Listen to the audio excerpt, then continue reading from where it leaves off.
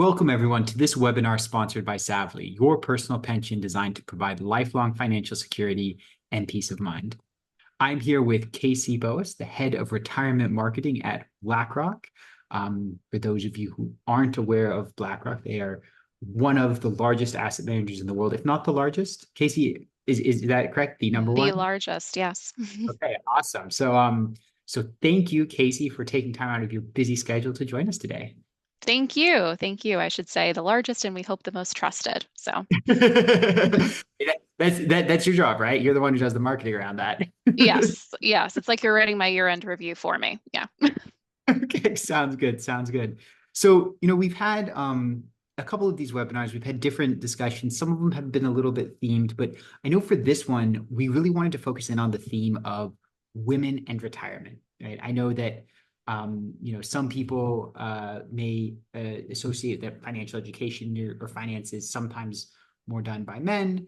Obviously, and as new generations come up, that's changing. I know in my family that it was very divided. And so that's one thing I think about is my mother and what happens after my father passes. She'll probably live longer than him. So what are your thoughts on both maybe older generations of women who may not have received the kind of financial education that might be more common for people nowadays, and then also younger women as they're preparing for their retirement and what unique challenges they may face? Yeah, I don't think we can talk about retirement, the challenges of saving for retirement, and not talk about women. Sure. Because for as much as, if you think there's a retirement crisis, there is a gender retirement crisis. And we see this most acutely in the plans that we work with and across the country. On average, women's balances at retirement are 30 to 40% lower than men's, which is pretty stark.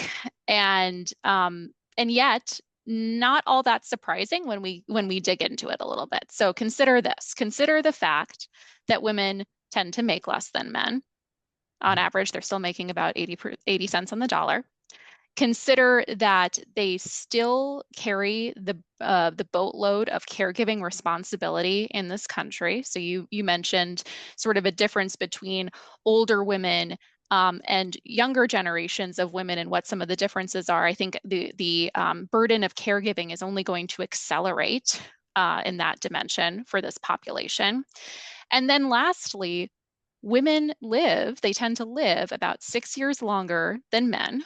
So that pot of money that starts out smaller because of the first two reasons that we talked about, the wages and the caregiving, somehow has to last even longer. And that is a magic trick that very few can pull off. And it is what we call three things together, the triple whammy, that really impacts women today in retirement. Okay. So I'm kind of, as you say this, I'm kind of thinking about there's a big difference like between, say, women who are maybe divorced or single versus women who are married but may very well be widowed at some point in retirement just because of, as you say, the longevity tables. So Mhm. how do you look at those different situations?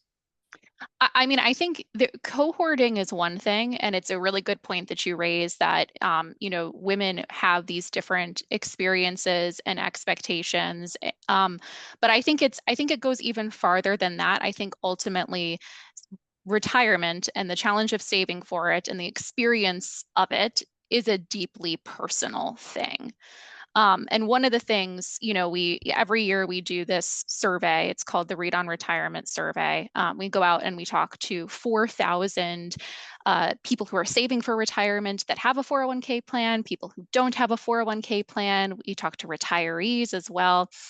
And one of the big things that we see is this disparity in gender confidence. Men are about 30% more likely than women to say that they feel on track for retirement. Is that And supported by the asset data? So I'm just curious, like, is that because their assets are actually have them better prepared for retirement, or are they just more confident with the same? well, their balances tend to be higher. So there is that, right, because of what we discussed. But but in terms of the actions that they are taking, we don't see, at least in a 401k plan context, where a lot of decisions are made for you through default features offered in plans. We don't see a lot of variability but across gender lines in terms of what men are doing versus what women are doing.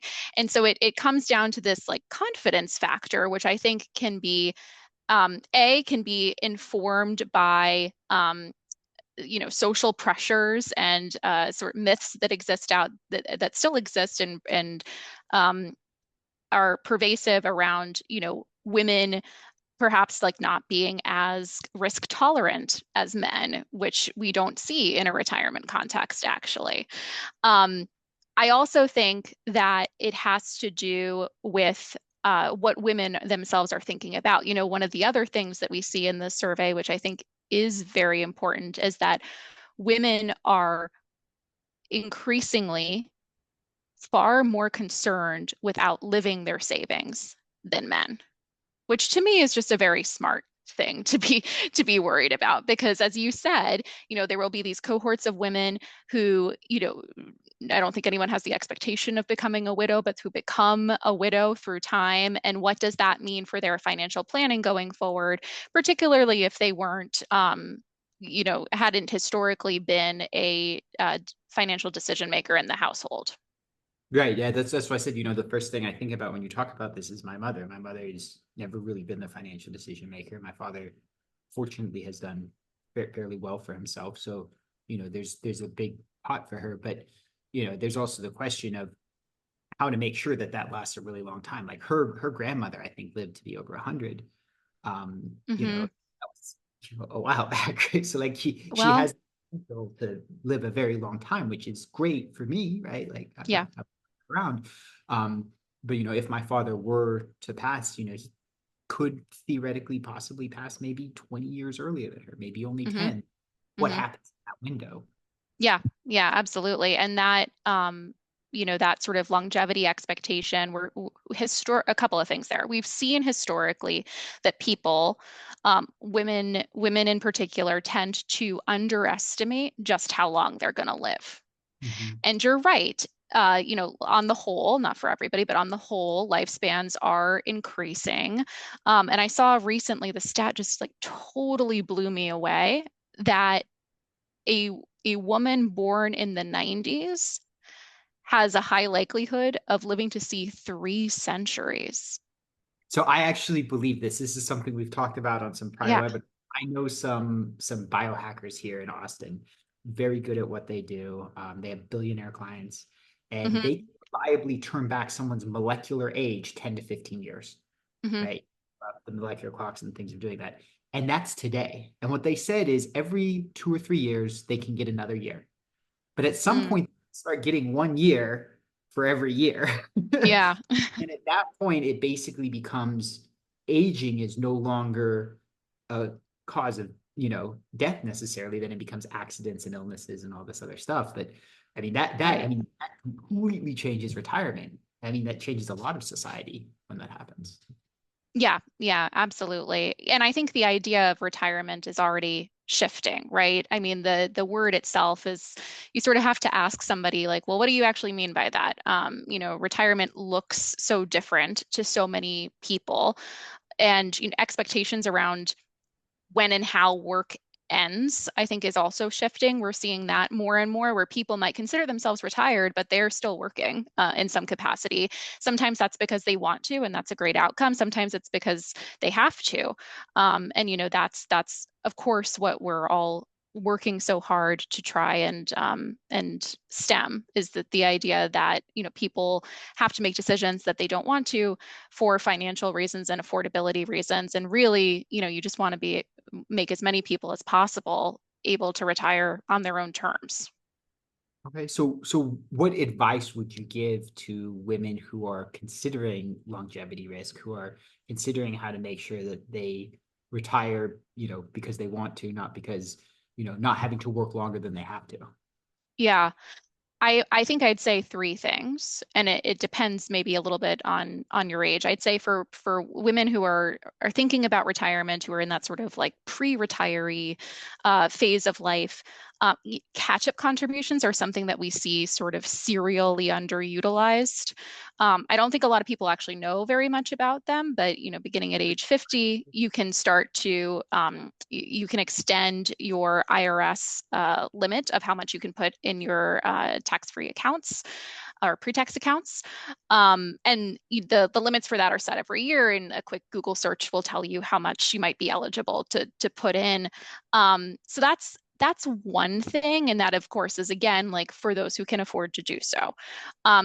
I think another thing that I don't have as like Googleable an answer for, but I wish we did as a society, is trying to figure out the caregiving crisis. AARP did a study not long ago showing showing that there are about, I think, 38 million unpaid caregivers in this country, the vast majority of whom are women and who collectively contribute something like 600 billion worth of economic impact annually.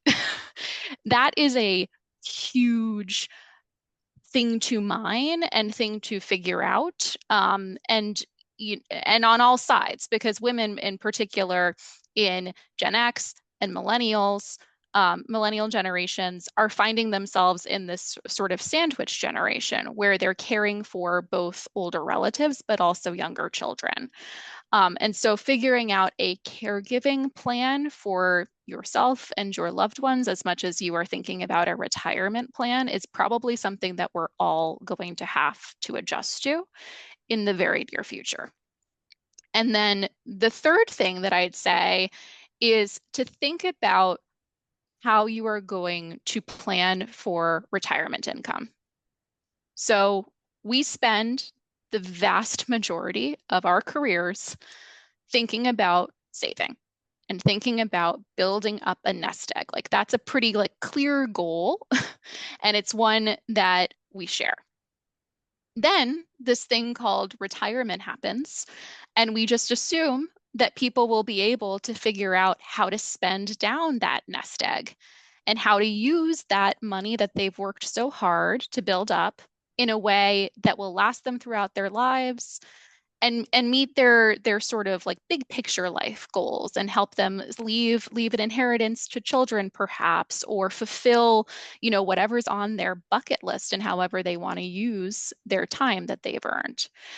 And it's actually something that the Nobel Prize winner in economics, Bill Sharp, called the hardest, nastiest problem in finance.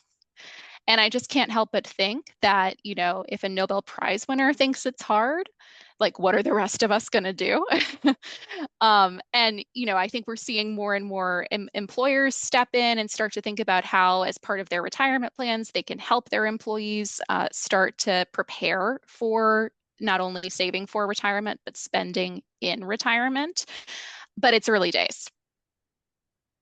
Yep. So just to recap there, catch-up contributions, Yep. very sorting out a plan for caregiving, Mm-hmm.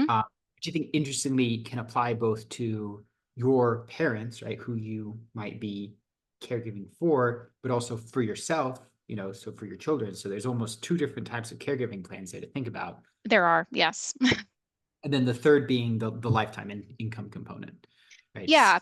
And I just say I think there's like a duality there. I think on the one hand, it's thinking about the sources of retirement income that you already have and how you can make those work for you. So thinking about optimizing Social Security, for example.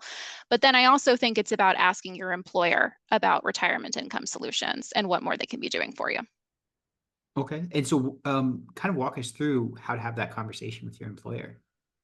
Yeah, I mean, a lot of employers offer a wide range of financial solutions, everything from the 401k plan to the financial wellness benefits. And I think it's as simple as contacting, your HR benefits provider and discussing what options are available in your plan. And I think having a sense of the landscape, what's available, what's on your menu today, and then asking the question of, okay, I have this money saved up. How can I ensure that I won't outlive it what are the options that are provided by this company that can help me do that is a great place to start. Okay.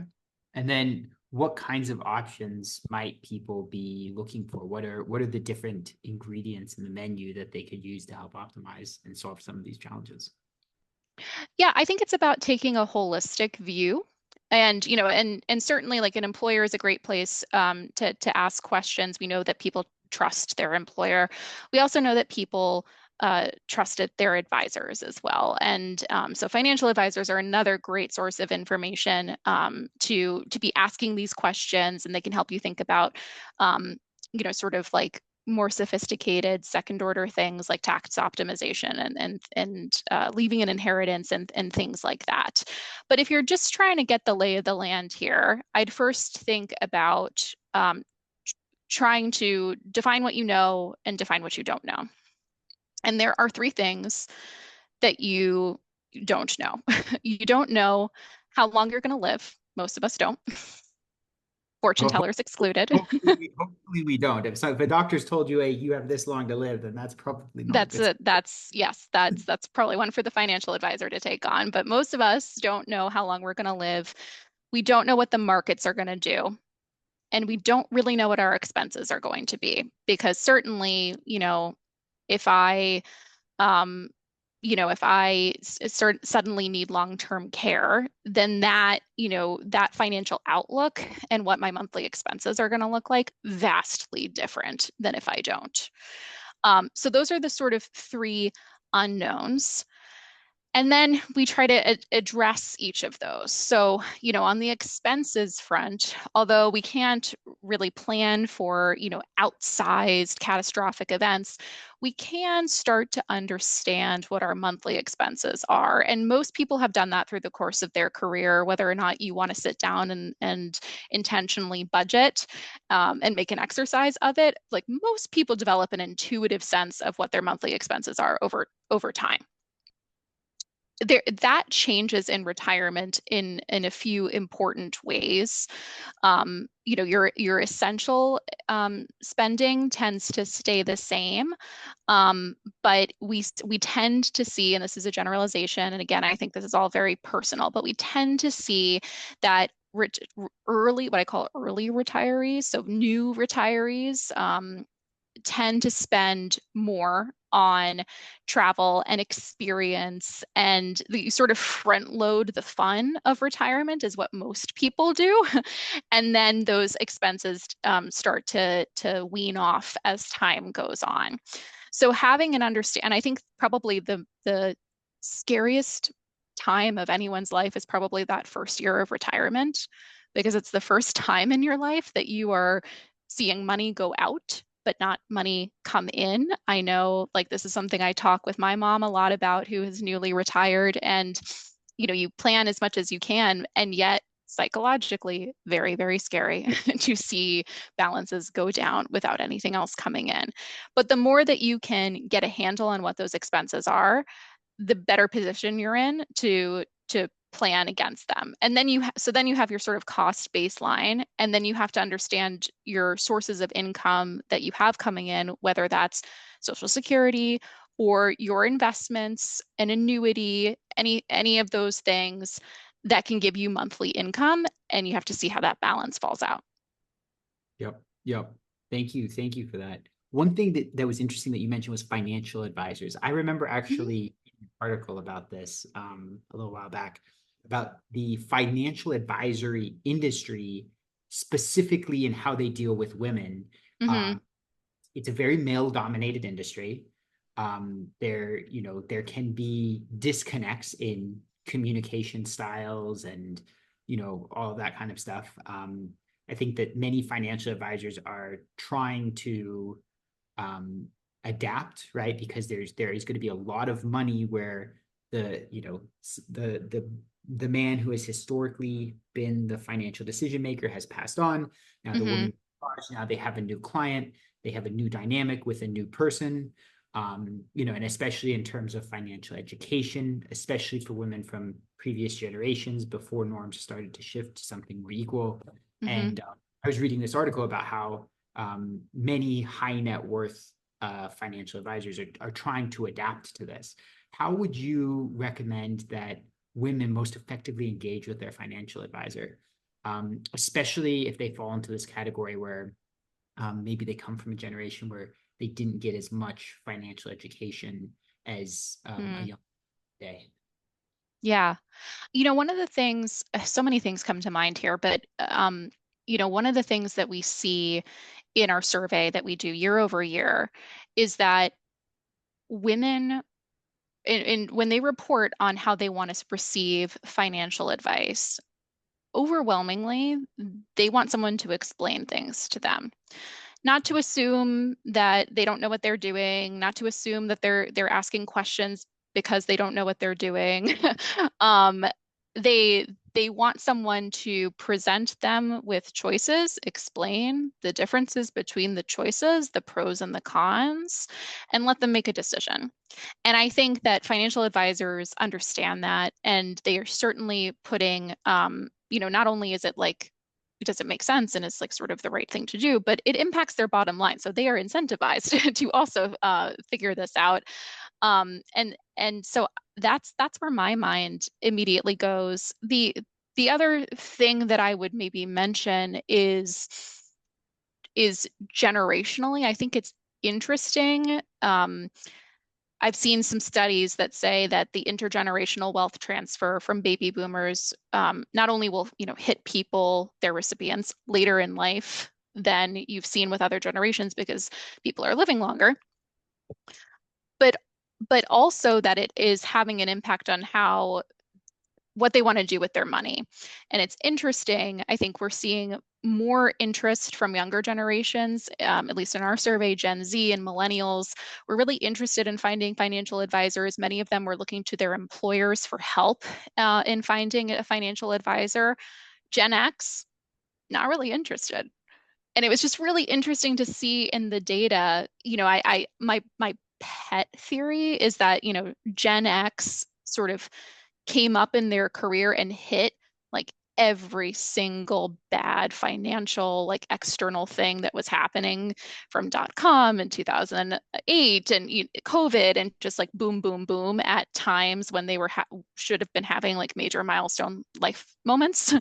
Um, and I think that that maybe contributes to a financial advisor is not for someone like me mentality that you see come out in the survey data. That's my own personal hypothesis. But it is set against this very clear call from younger generations who want help on these very topics. And that's true regardless of gender. Yeah, yeah, I know certainly for, I'm in my 30s and certainly people who my age, it is something that there's a degree of anxiety about. And Hmm. there's a degree of almost like in some cases hopelessness that, Mm, as granted, many of my friends from university or et cetera, have gone on to have very successful corporate careers, but there are many other people my age who, men and women who are like, hey, how are we even going to be able to have enough for retirement? Right? hmm. Multiple shocks, right? Yeah. Two followed by COVID, et cetera, et cetera, et cetera. Um, Mm. and so there is certainly a desire for education and to do whatever can be done. And I do agree that that happens regardless of gender. Yeah, and I just have to say like that I think you hit on it. That sense of hopelessness when it starts creeping in, that to me is the biggest threat to our individual and collective financial futures. Because sort of by definition, to save for retirement, you have to have the belief that there's a future worth saving for. And that is like kind of also part of the problem, right? Because there's this sort of temporal dissonance between the you right now and the discount you have to make for current consumption to be able to save for the future. And that's if you can. I think it's why we're starting to see more and more solutions that try to connect shorter term savings with longer term savings. There were provisions in the Secure 2.0 Act that was passed, I guess, at the end of 2023. Time is sort of blurring a little bit, but that would enable 401k plans to offer emergency savings solutions within the plan so that you could have this sort of, bucket that you build up for the short term that's sort of an on-ramp to thinking about saving for longer term in your retirement and make it a little bit more real and tangible. I think those are all the sort of like big existential things that we're contending with. Oh, he heard existential and Socrates made an appearance. Yes, for the listeners, Socrates is my cat. So Casey and I were joking earlier before we jumped on about his name He and appears. yeah, his the ambitious name and his sense of intellect. So that's where that joke came from. Watching. Yeah, no, I agree with that. I mean, I think another thing is I think people are delaying having children, and that Mm, people are thinking much more about being financially in a position to have children than they are about retirement. yeah. That's something that I'm also seeing. So there's less savings on retirement because there's more preparation for the financial expenses of raising a child, especially, with inflation and everything along those lines. hmm But that's hmm just, I don't know what's showing up in your survey or what you're seeing. I would say this isn't exactly good news, but I would say it's not new. It was interesting looking at our survey, cut by generation, looking at different types of debts that generations hold. Mhm. And, you know, Gen Xers and baby boomers hold a surprising amount of student debt, at least in our survey, which signals to me that it is perhaps not their own and perhaps debt that they are taking on behalf of their children. Mhm. All sort of related to what you're saying about like the anxieties, and those generations were sort of the first to say that they would love to save more for retirement. The Gen X in particular, they'd love to save more for retirement if not for student loans, and that struck me as a little funny. um, so I think that there are these competing needs, intergenerational competing needs happening. um, and yeah, it's tough. It's hard not to sort of apply personal experience and sort of how we're feeling right now too about that whole thing. Yeah, I mean, you mentioned caregiving earlier. That's another intergenerational. So it's like Yeah. the burden of expenses can flow different ways depending on different situations. Yes. Yes. And that's one that I think I hope we see more innovation or in this particular area, because I think it stands to help everybody's bottom line, actually. Particularly if we think about the fact that our population in the United States is aging exponentially. That will have impacts to labor force productivity. One way to increase labor force productivity is to make sure that everybody that can be productively employed is productively employed. And caregiving it's just always struck me that that's like a major thorn in the economic output side. For sure, for sure. Well, do you have any other thoughts, suggestions, advice for women or for people in general when it comes to retirement? Yeah, I think maybe just my parting thought here would be to not discount the impact that your financial well-being can have on your mental well-being. Mm, One of the things that we saw in our survey, which just will stay with me for a very long time, is that 80% of people told us that the fear of outliving their retirement savings, even if that retirement is decades away, is actually negatively impacting their mental well-being today. And so thinking about financial, mental, physical health as separate buckets, I think is just not going to work for people. And for for individuals, for companies, for society at large, like I think just taking a holistic view on what it means to be financially sound will be very important. for sure, for sure. Well, thank you, Casey. I really appreciate you coming on today. It was a wonderful discussion. I'm sure our audience is grateful. Um, So everyone, thank you for watching this webinar sponsored by Savvly, your personal pension designed to provide lifelong financial security and peace of mind. Wishing you all the best.